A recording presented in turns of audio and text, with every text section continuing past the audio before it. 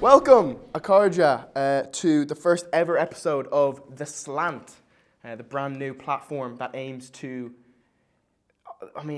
what can we say other than prioritize and uplift and promote authenticity in music. Hosted by me, Micah, Switzer. Hey, we've made it. Give it some of this. Yeah. We're here. I'm super excited. I'm letting out a bit of a sigh of relief right now because this has been a bit of a brainchild of mine for the last, you're talking the guts of a year. Yeah. And yeah, we've got a super great team here, which I'm super glad to have on board.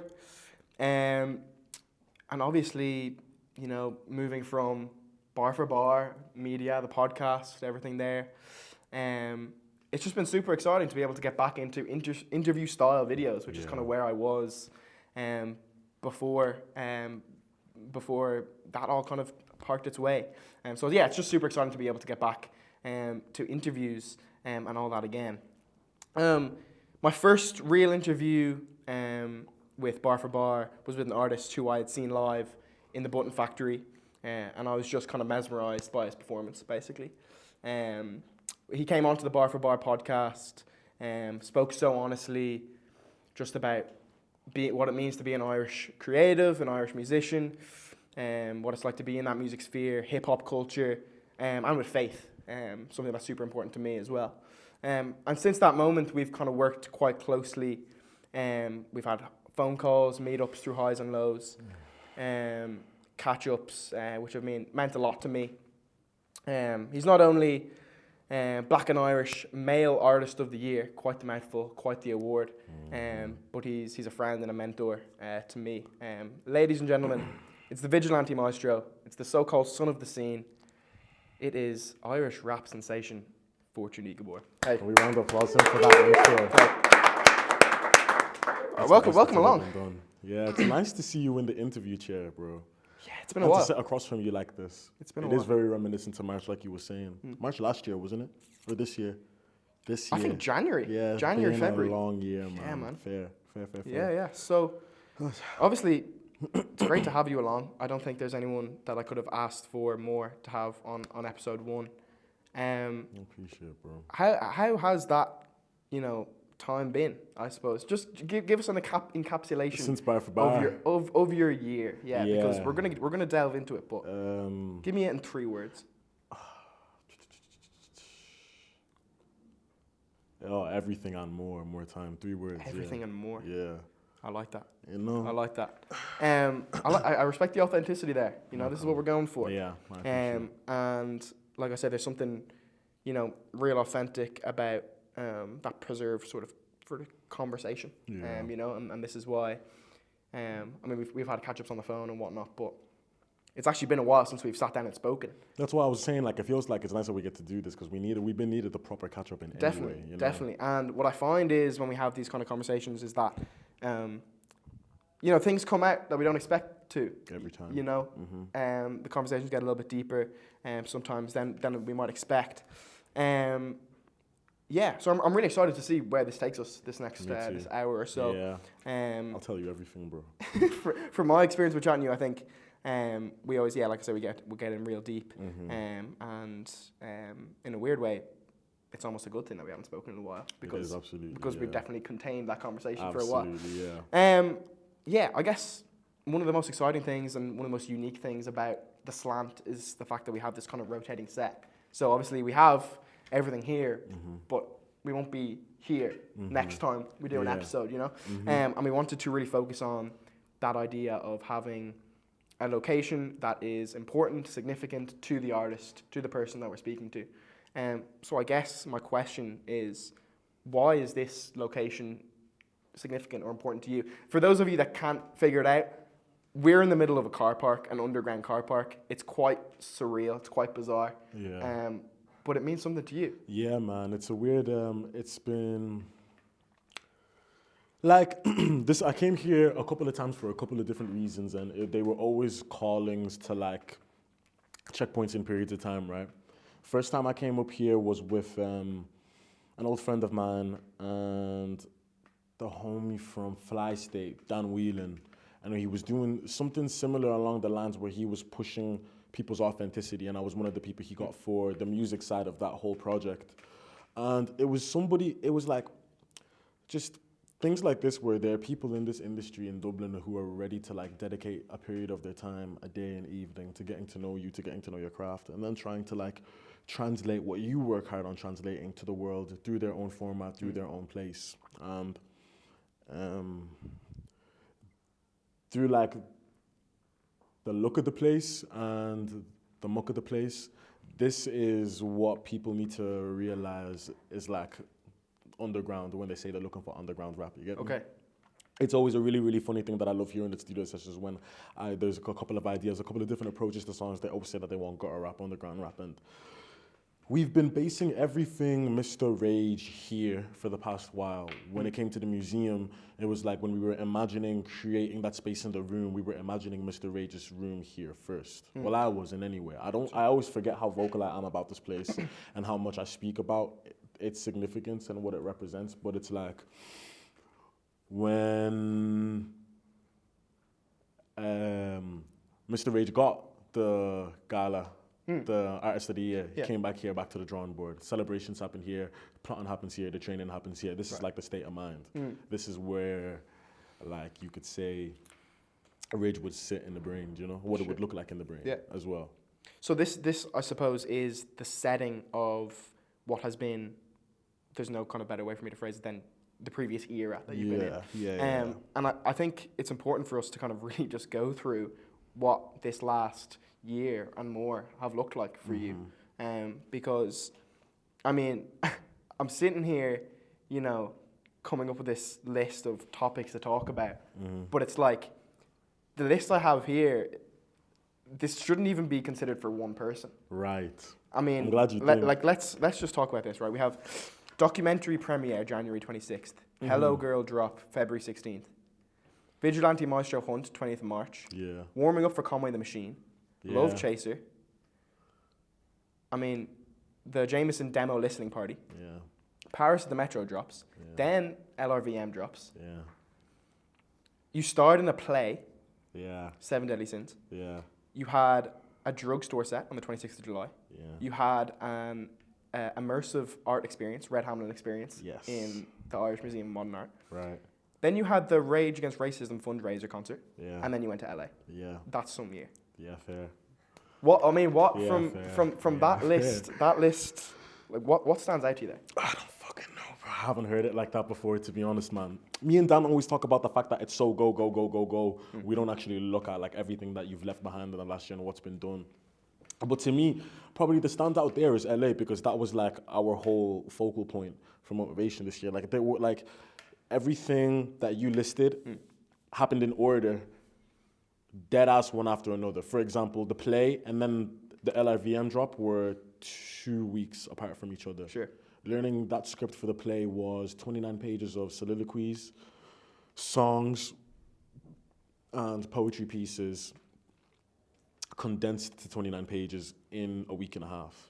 And everything, all of these things were done with the sight of one holiday, one break this year, one breather, and that's LA.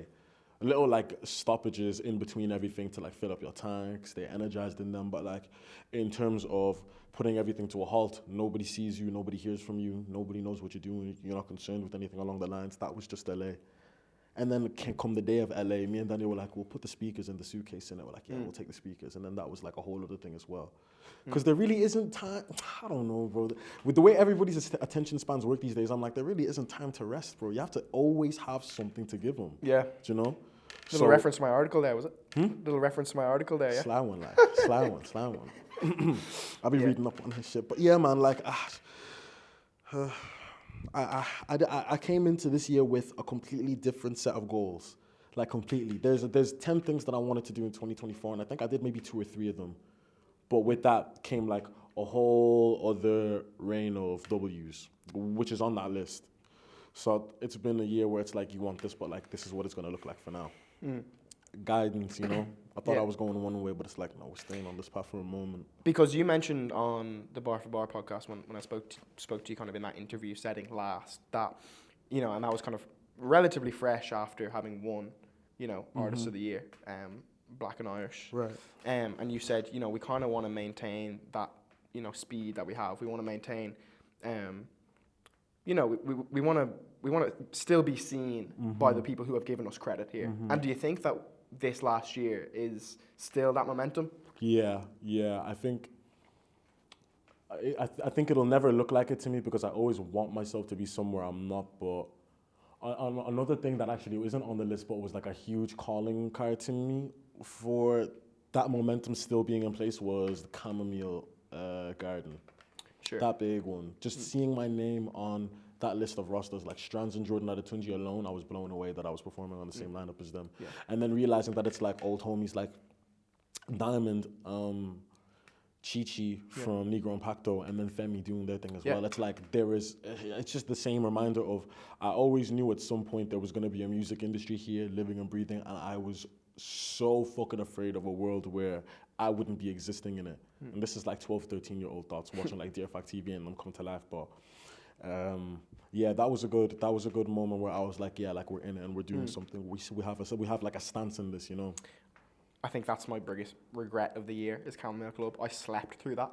Oh, as in literally slept, not like I slept on it. I literally slept through through it. the day, I like. live right beside where that took place, and I remember hearing bass that day, and I had a nap.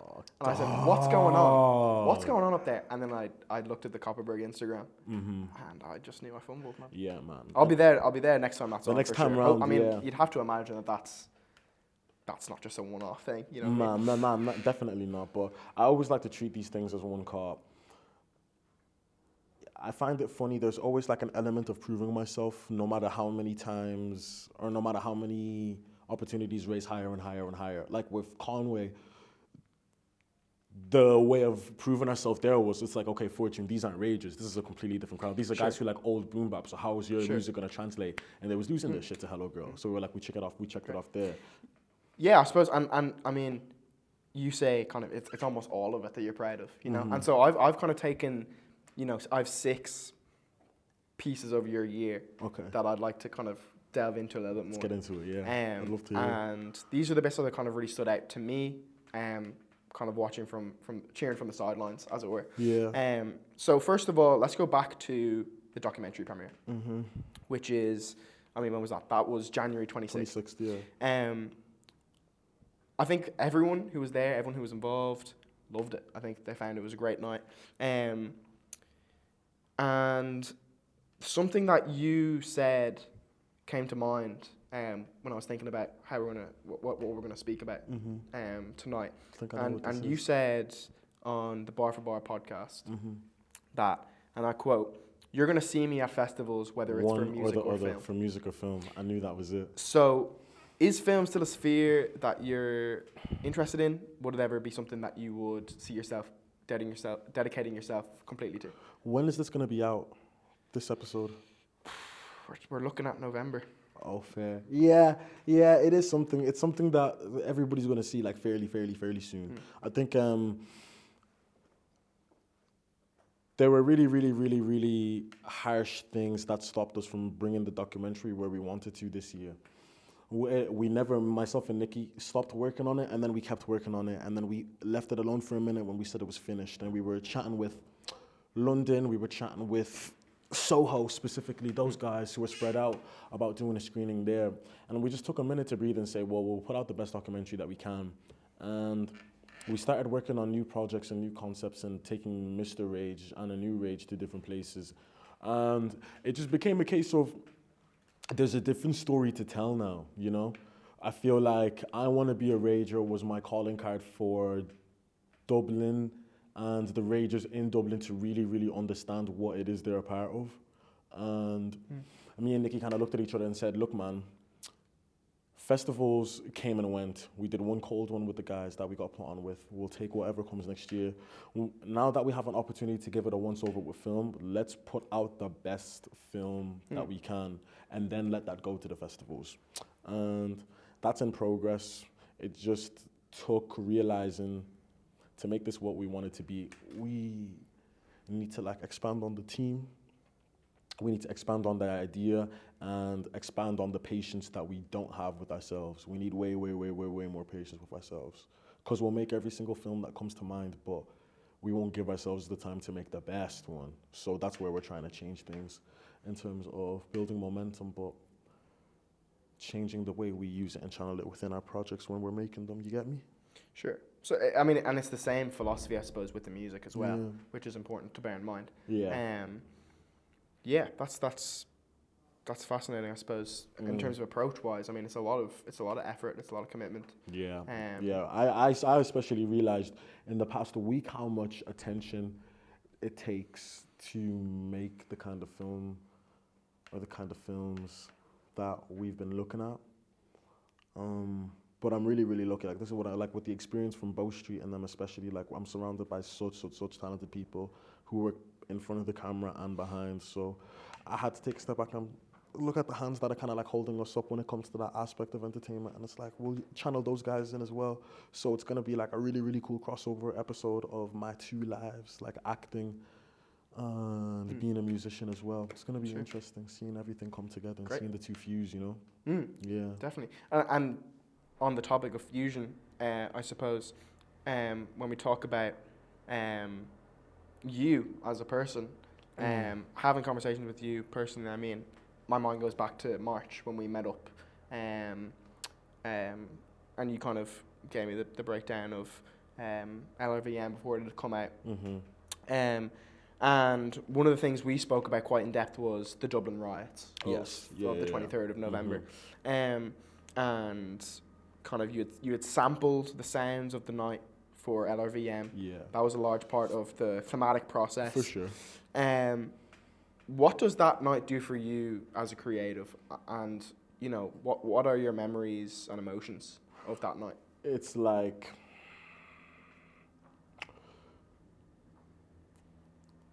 the riots was something that, like, in my mind I always played with conceptually, because it's like, it's the cry when it's like enough is enough, you get me? And that's an emotion that I always felt myself not so much resonating with, but being familiar with the most. Like the being fed up and being, like the tantrum, essentially. That was Dublin's tantrum. Like the explosion, and when everybody lost their shit and said enough is enough. For whatever reason, whether it be justifiable, whether it just be their moment to fucking act out themselves. But it was scary to imagine riots, write about riots for the sake of the themes of LRVM, and then be in the middle of it. It's euphoric in a sense of, you watch videos like No Church in the Wild, and you can appreciate the fact that they created that. They created that world for that video, and then when you're in it, there's a weird sense of, this is like exhilarating, but this is like my life on the line every single second. You're in it, and there's nothing staged about it. Every single second. Then I had to check myself when I was out one night, because I saw two white guys arguing, and I was like, why are you man beefing? And then they both looked at me and they said, because of you. Not because of me, but they was like, more time, go back where you came from. I'm like, bro, I'm from down the road, and by down the road I mean fucking Waterford, but I'll go home cash. And the fact that they were like fighting themselves, not even really making sense. They could both be fighting me if I'm really the issue, but nobody was on that. They were looking at me in those crowds, expecting me to channel my inner fuck the police energy and lead them to like stomp everybody down. There were moments where people were like pulling me to like lead marches in them, and I was like, I'm literally just here as a viewer, spectator, recorder, bouncer. You get me? And yeah, I realized that the fact that the riots was something that I conceptualized for LIVM, I needed to take the opportunity to get those sounds, but like the risk that I had on my life, I don't know if it's that worth it, bro. I really, that dead ass don't, bro. It's funny you say that, because I think the last time we spoke about that risk, you were actually quite proud of it. I think in the middle of your process of creating LRVM, you were kind of proud of it. Because I feel like they're like I said to you then and now, bro, it's like,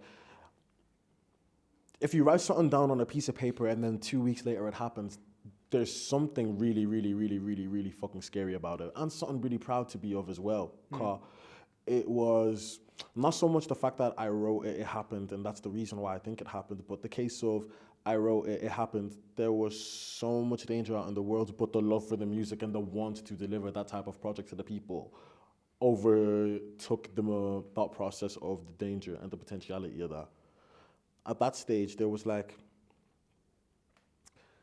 an element of fucking hell, bro. I just remember hearing those buses exploding, seeing the people driving by, seeing kids robbing buses, bro.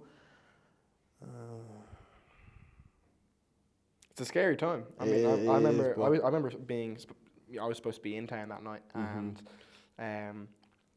I just remember sitting at home and watching it unfold on the news and think, because I took the night off that night. I remember thinking, I'll leave it tonight. I'm not feeling it. Nice. It's almost an act of God then in that sense. You know what I mean? Yeah, definitely.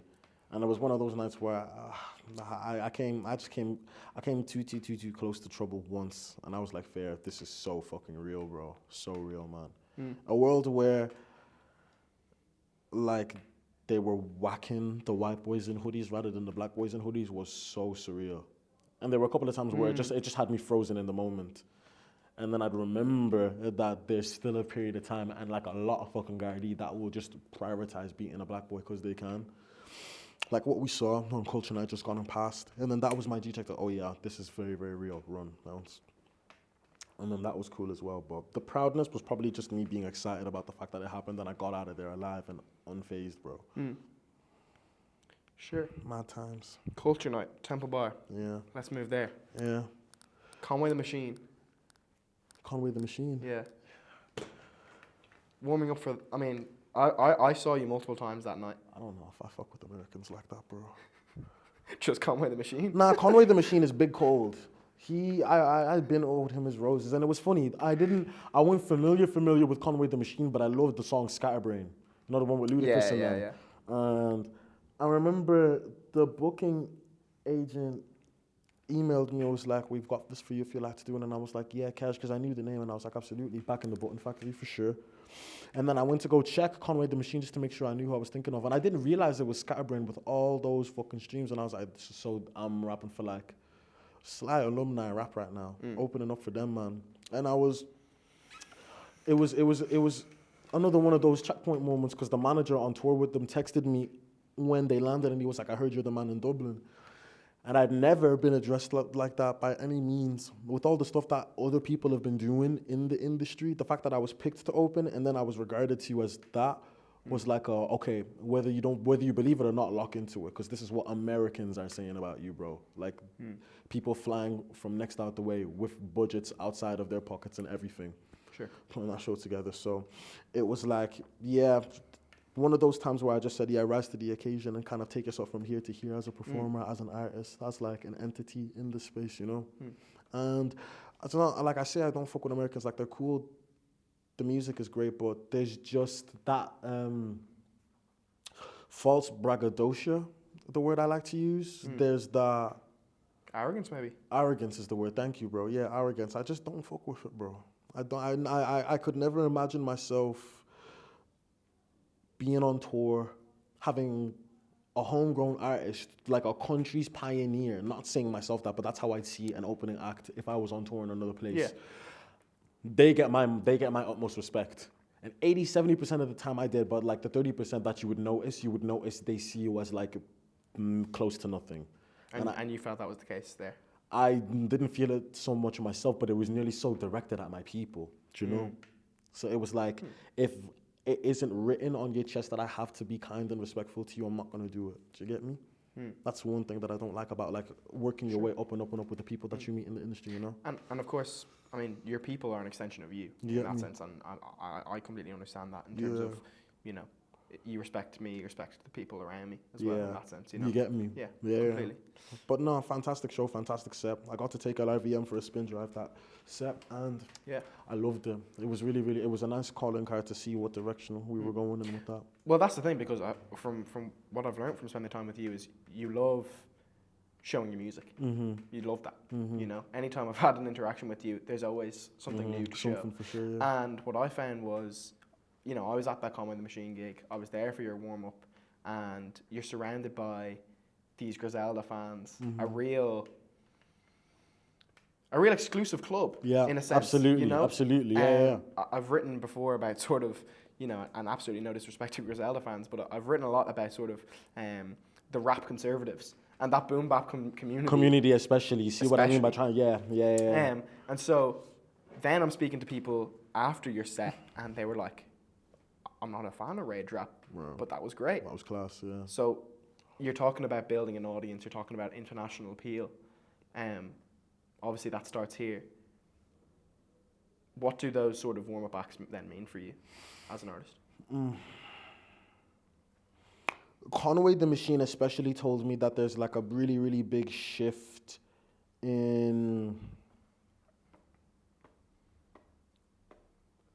Yeah, there's a big shift in efforts after a specific amount has been achieved by a rapper, do you know? I think when you get to a specific stage of life, of experience in music and existence as well, it's like things might slow down, there might be less energy to put into things, and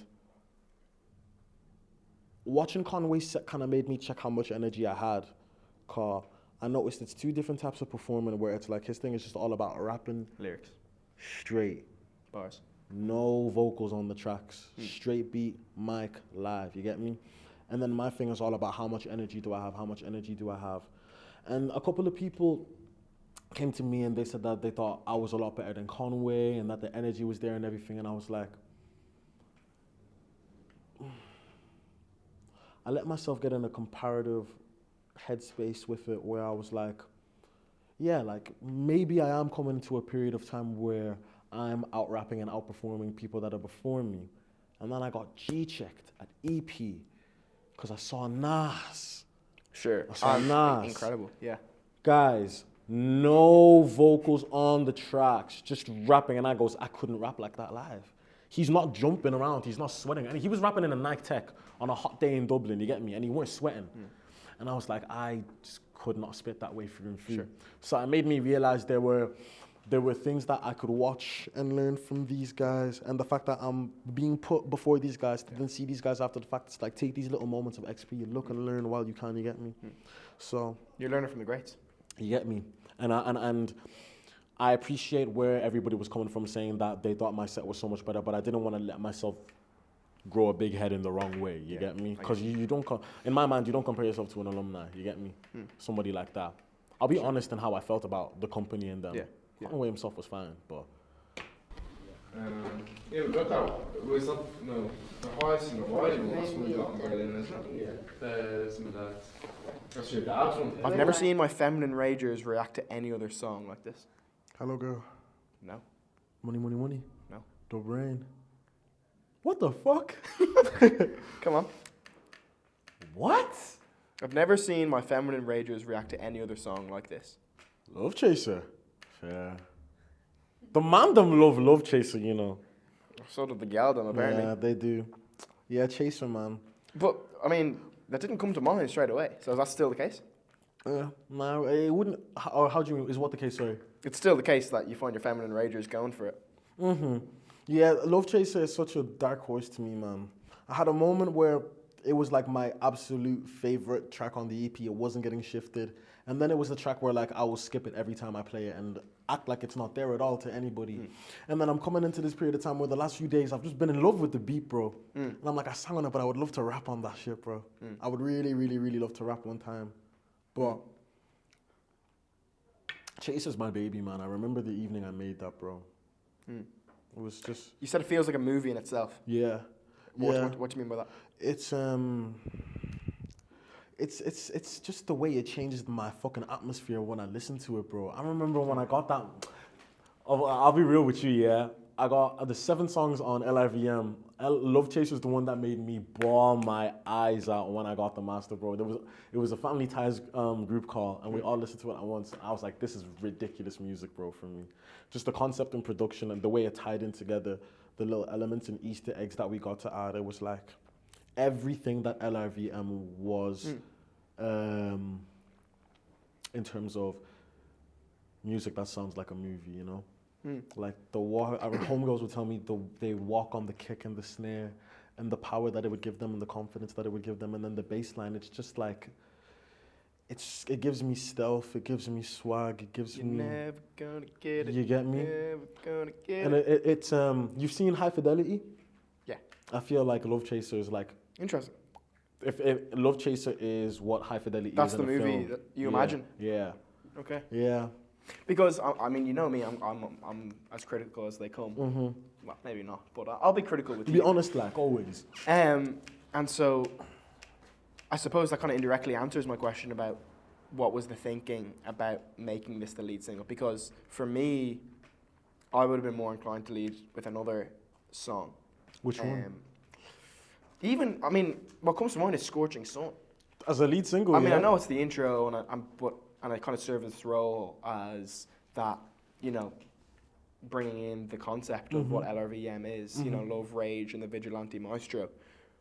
But even just like the sampling and just there's just something about that song that really like introduces the vibe. You much more. you weren't the only one to say that as well when there was conversation, because the conversation about the lead single was like a very, very, very serious one at the time. But it's literally just there was a conviction in Love Chaser every time I listened to it.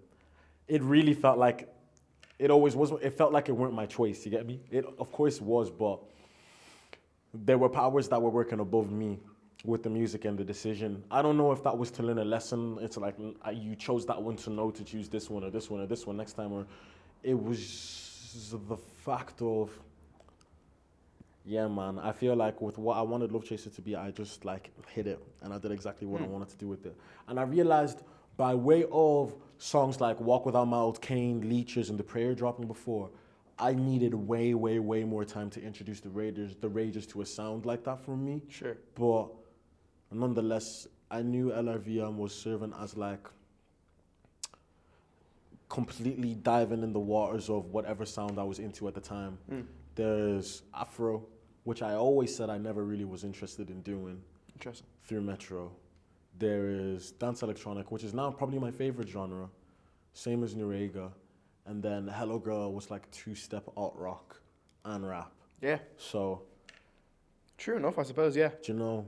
I never really thought about it that way. I always feel like it's kind of difficult to place each of the songs on LRVM in terms of genres, you know, which is interesting because I would have suggested that was intentional for the widest possible audience. Yeah. And I suppose like what you're saying there about never having seen your feminine, your female ragers get involved so much with a song.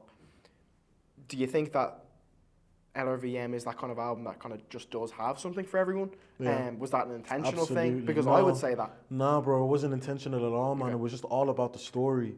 I was so serious on the fact of, I was like, we don't know what we're doing because the story is just telling itself, and we're not going to know when the script is done until it's done. And that's how I looked at the songs, man. I was like, I'm not going to put a song in the track list. If it's the best sounding song, that's fantastic for the song. But if it does not tell the story that LRVM is telling, then it is not being in the fold whatsoever.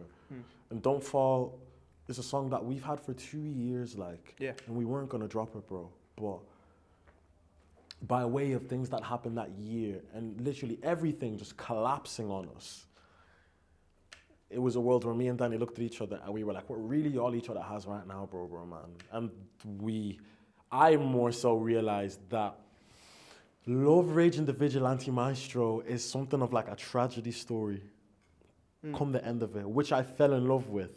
It's the idea of having something to an extent of everything in a world that's so bizarre, and then finishing your story with way less than you had, bro. But nonetheless being like, we can't fall to anything that could be taking us away from our focus. It's like there's so much more to it. And I get Michael, bro, I get chills when I think about that project, bro, and how it unfolded, man. Ridiculous. So do I think, as well, from the perspective of, I mean, I can only imagine being the head orchestrator of that, because even just from my perspective, having listened to the early demos in March, even for the, I mean, that's not even some of the earliest demos that were available. Like you say, Don't Fall is something that's been in the works for years. Yeah. And so even just finally, after all these setbacks that we were talking about in terms of dropping this album, you know, finally this came out. Finally, it's a good project that you can be proud of. So just even from my perspective. Bro, want to pull in it. Talk that, bro. It's something that, you know, something that we can point to, and especially you can point to and say, you know, look at all these setbacks that faced me, and yet I still managed to put out this piece of work. Yeah. And it was really that's what it came down to towards the end of the project. It was like, if we really want this music out, it just has to be like against all the odds. And there were loads of them, bro. So many different factors of life was put a halt to this project coming out. But it's out nonetheless, and the run of it, the celebration of it was so beautiful. The LRVM story is so far from finished. Yeah. So you've been seeing the phase 1, phase 2. Like there's still like one more thing that we have to do for the people in the rage, just to call it back. Well, this is why I'm interviewing you now, because we're in the middle of this thing. Yeah. You know, it's as you say, it's far from over. And there's plenty yet to come. I'm gonna hit you with how do I get that? Yeah, you can come this way. Thanks, baby. That's side, by the way. That was side. That's side, you know, guys. That was side. That's side. Where was I?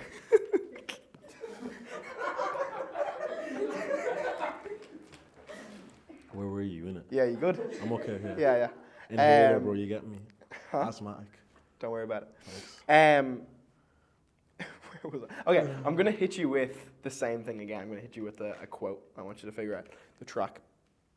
Let's see here. It feels like that 3-month montage at the start of a relationship. Whoa. You said that about this track. Hello, girl, cash. No? Is this LRVM? Yes. Paris at the Metro? Yeah. Paris at the Metro. Fair. Just 2024 has been a long year, bro, but that was just so much fun to record. That was one track where I was like, I'm all the way prioritizing the laugh, and I'm making a song for Dublin when it's its sunniest day out. Like when people, there are little concepts that I make in my mind when I'm writing songs just to paint a canvas, and I'm like, Paris at the Metro is the song I want you to play when you just meet the love of your life. And when they're showing that portion of your biopic film, that's the song that's playing over it. It's a really, really sweet song, man. And love was a really, really big theme in LRVM for no reason other than the fact of it's a concept I've been in love with from young. So it was a nice homage to all the fucking romance shit that I watched growing up that I loved. Yeah, do you know? Well, I suppose, because that's my question then about Paris at the Metro is, how do you find your own personal experience with relationships fuel the work that you make? Oi. Could you ask me that again, sorry? Sorry. What's the point? No. I said, how does personal experience with relationships fuel the work that you make? It's, I realize that there's a line I have to draw because there's only so much of your life, especially when it's involvement in other people and their feelings, that you can put online.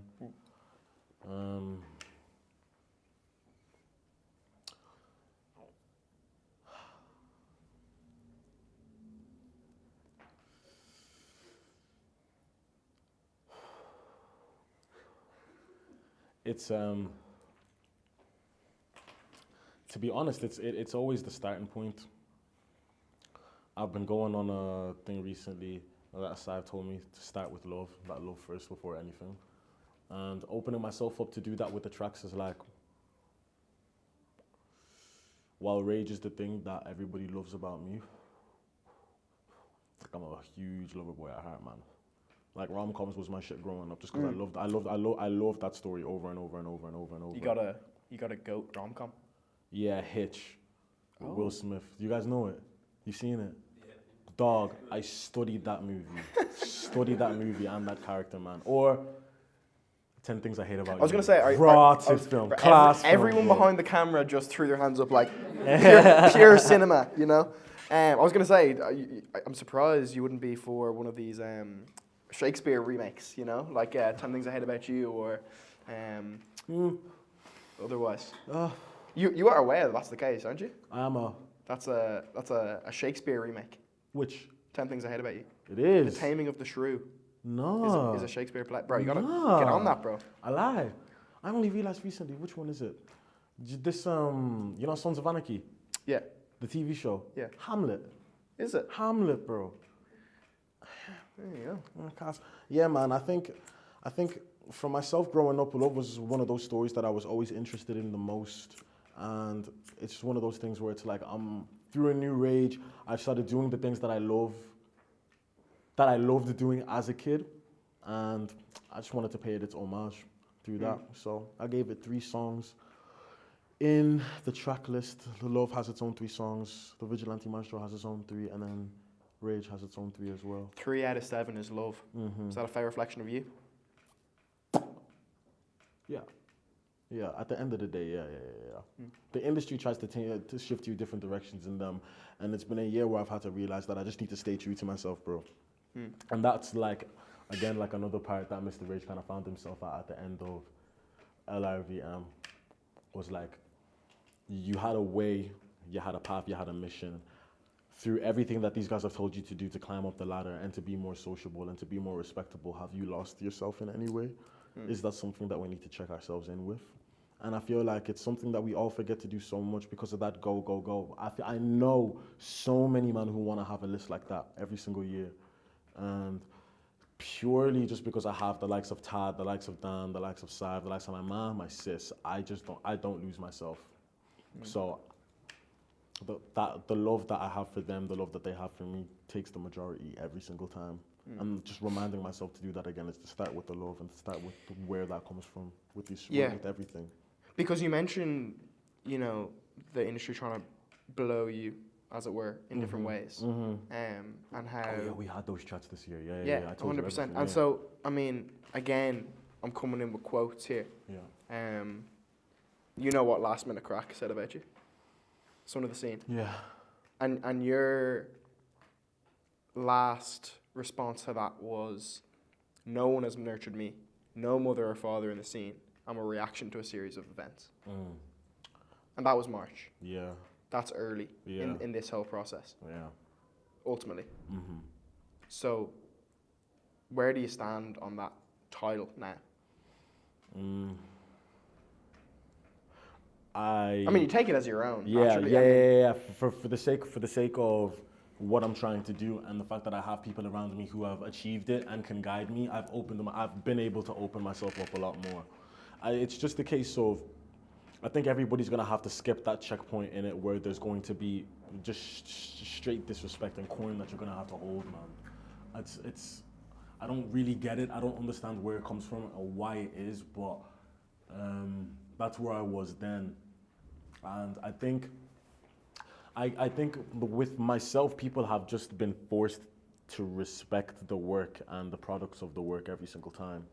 Do you know? Like, I could name people who made specific jokes about the music I was trying to make when I was a lot younger and a lot more naive in this. Naturally, and then through like the grit that I have and the succession and the rage, through everything, they realized like there aren't a lot of artists anywhere in the world selling out screenings, selling out museums, selling out venues multiple times. You know, and I think now I'm at a case where I've kind of just I've rose to the name that I have now. Do you know?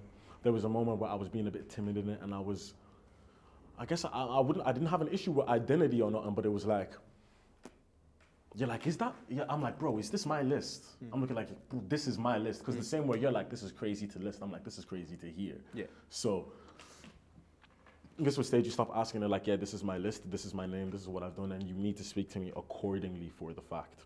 And the next 3 months is about like dedicating my day-to-day to training my mind to understand that that's who you are now. And like, maybe I might be coming to a position where I can take my sound around the world, and then I can come back and mentor people the same way I didn't get to have, man. Do you know? I found a lot of the mentorship that I got from people was only after they had like come close enough to see what the fuck the work's like. They just need to. It's almost like they need to G-check it and make sure it's real, which I hear because all of these things back to back go in class. It doesn't sound like it's real in Dublin. Yeah, definitely, and I think that's obviously a testament to your work ethic, of course. You know, again, I've got all the quotes here. You can do it the easy way, but do you want to lose your originality? That marketability is so easy now. Is what you said. And of course, you've had to work to reach a place where you are a name that can be pulled up for things like plays, for things like warm-up acts, for headline shows. And you know, naturally with any sort of creativity, you're going to have the critics until until you reach the point that they say, he's actually serious about this. And I suppose that's kind of the time you stick to your morals, as you say, again. Yeah, absolutely. And it's been a really, really nice hibernation period to take that in, man. I think LA was really, really cool as well because by the time I left Ireland, it was like taking in a different type of fresh air. You realized how intoxicating it was somewhere else for a period of time. And that's not by the fault of Dublin or anything else, other than just the fact of, I think it was how I was treating the playground Dublin became for me. Anybody who has been able to give a piece of advice to me and the cause has always said it's really, really easy to make yourself think that you've made it here because there's a lot of people here who will give you bullshit compliments and make you think you're doing class when they ain't even taking in the sound. You know, when people come up to me, I can differentiate who's listened to the music and who hasn't by way of speak, by way of conviction in their voice, and by way of lack of conviction. And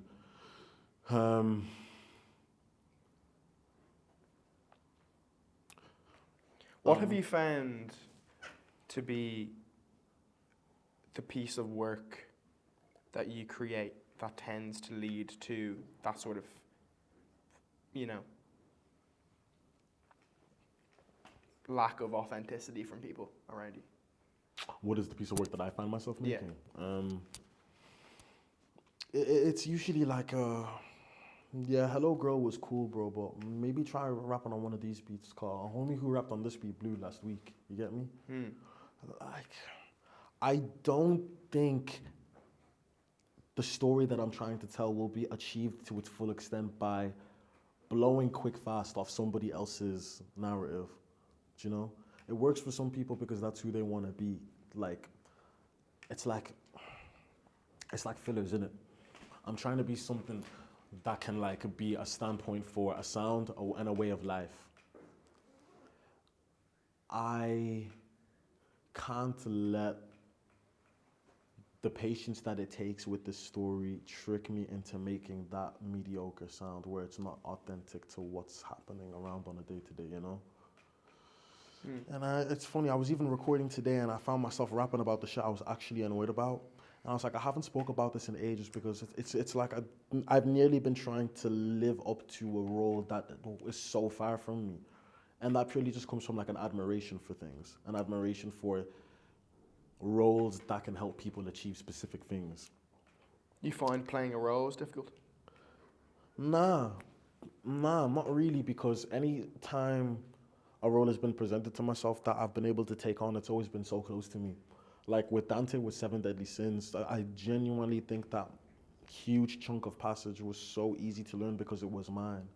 It was so close to everything that was happening in my life, and the way those two things mirrored each other, it was like learning these lines will help me get through this shit on a day-to-day. So it was nearly like a way of life that I stuck to. And Mr. Rage is, it's like every single moment there was any type of doubt, belittlement, you take all of that aggression that I felt, all of those tantrums that I had to myself, put it in this being that I am now, that does all of this cool shit on a day-to-day, put a crown on it and like act a fucking fool with it. So,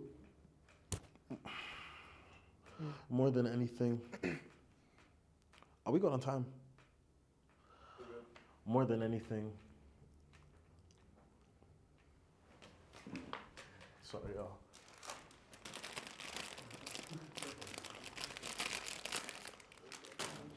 They was calling me. Am I messing this up? Absolutely not. Call. You're the guest. This is your home.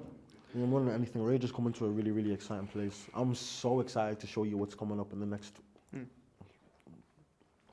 4 months, bro. On that point of display, wanting to show things off again, to bring it back up. Emma, the Red Hamlin experience. What? First of all, for those who weren't aware, what is Red Hamlin? What was the event? Where did it take place? What was the significance of it? So the Red Hamlin was a concept that myself and my manager Amanda came to mind with, where we had a calling to. Do you guys know the Pied Piper story? With the magical flute, with the magical music, where he was sent to Hamlin to clear it of its infestation of rats. He did that, and then he found that there was like a lot of misery in the children. So with his magical flute, he said, if the children want happiness, they can follow the music and we'll go to a happier place. And then that's essentially what the place became, like him saving the children from the sadness and the despair of the town. And me and Amanda always have a funny joke that, when we're going to LA, we're going to tidy up the streets real quick and come back. You have this idea that when we go into the industry, when it's all said and done and we're on the billboards and we're in the stadiums, it is to give everybody the knowing satisfaction that the artists who are on the top right now, i.e. us, are artists that are putting their beings into the music. We have real music on our hands again, rather than the scarcity that it's at.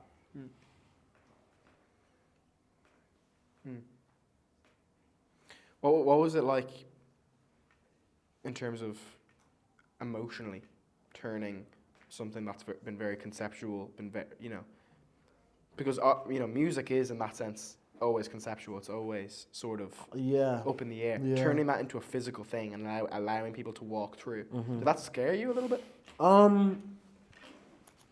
If you were to do it again, would you do it any differently?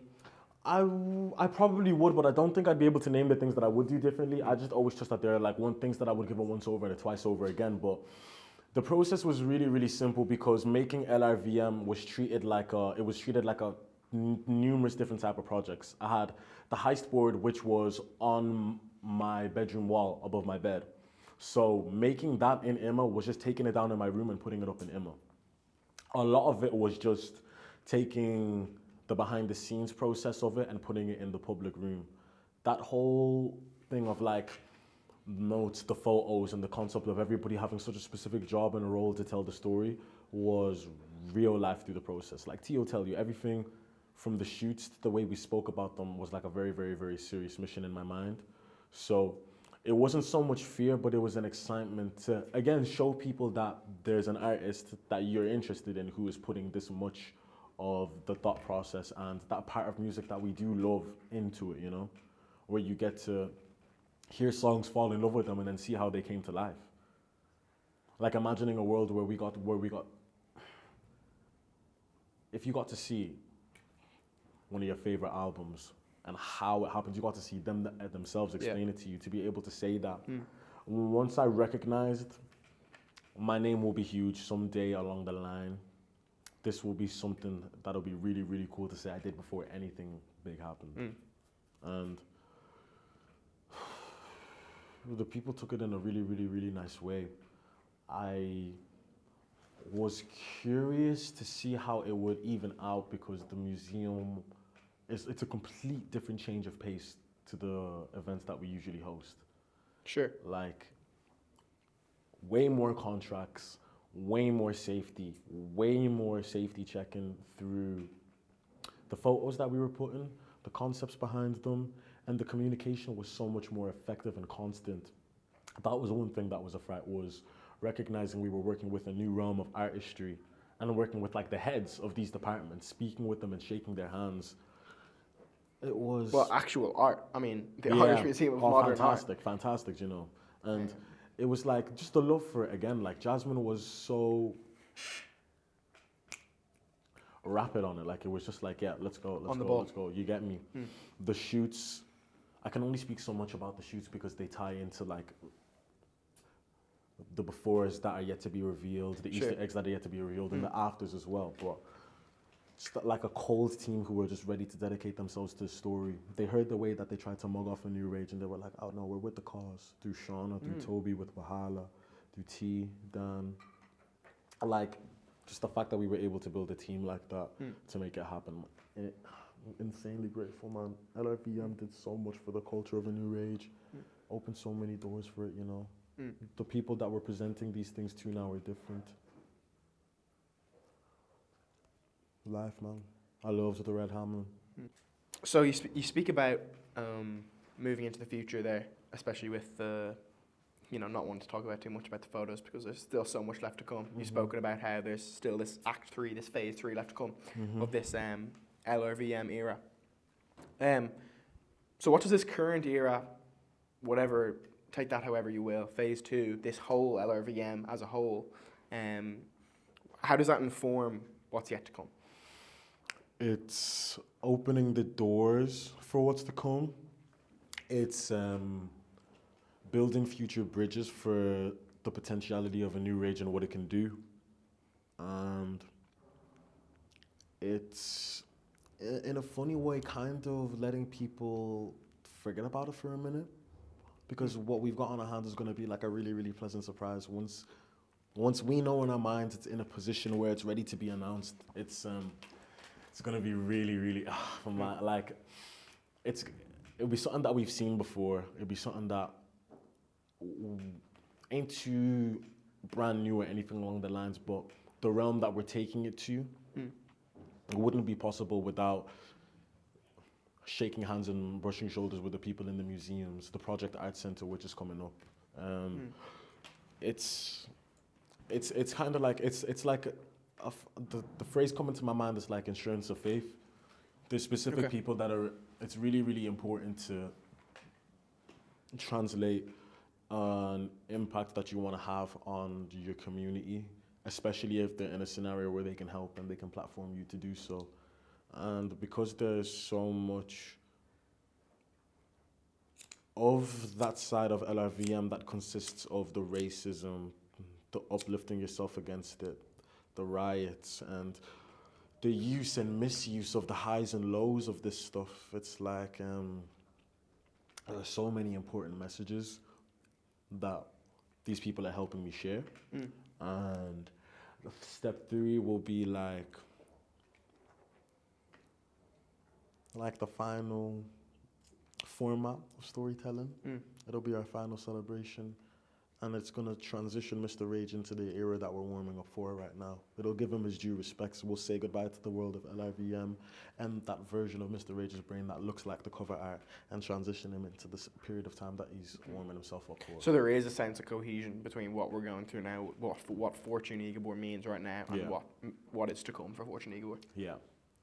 Definitely. For sure. So it's something to look forward to, for sure. Yeah. I'm trying to keep it as like minimal as I can. I like it's that. Gonna be fucking class, man. Yeah, man. So I suppose to finish this interview out,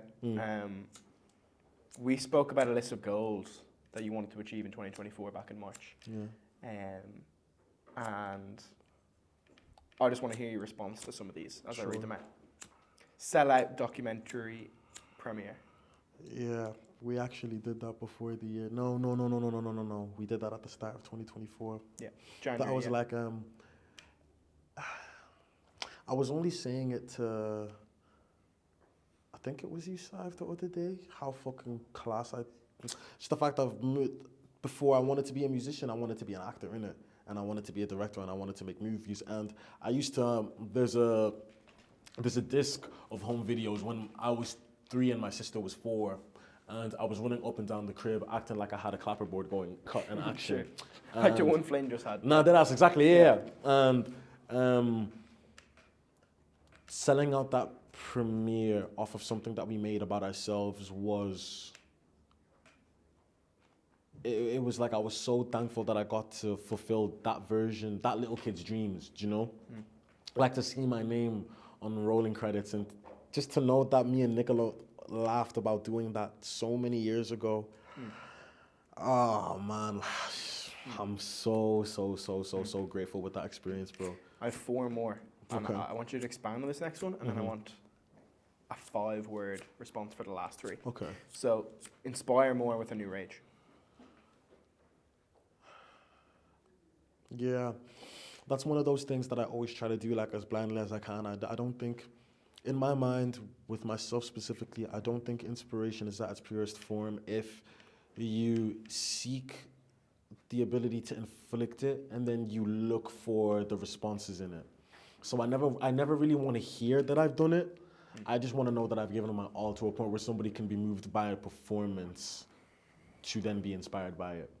So it's something that's like, I kind of tell myself somewhere in the hundreds of people that I perform to and see, I just hope and I trust there's 1 or 2 people who are like, yeah, I could slide through this rap and shit.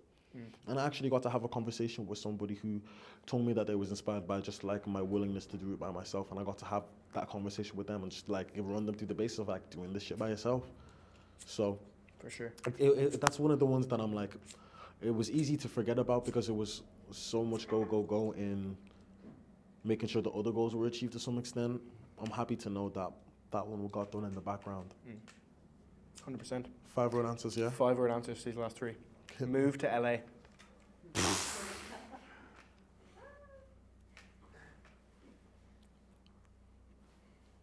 I ran out of money fast. I feel like that's kind of what you hear from people who take the step. And it's also like, LA is still LA, guys. America is still America, you get me? The food is nice, everything's vexed, but. Next one. Perform abroad.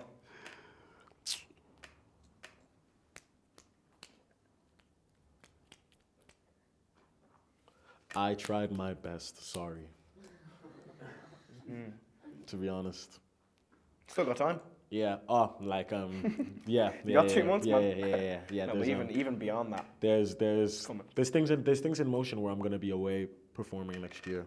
But it's one of those things where, like I said earlier on, I thought the time to do that was now, but literally in the last couple of days I realized everything that I thought I was ready for then is next year.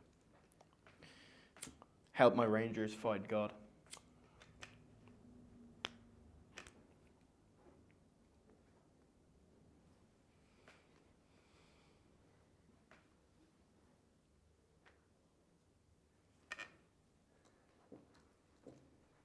We can do more than 5 if you like for this one.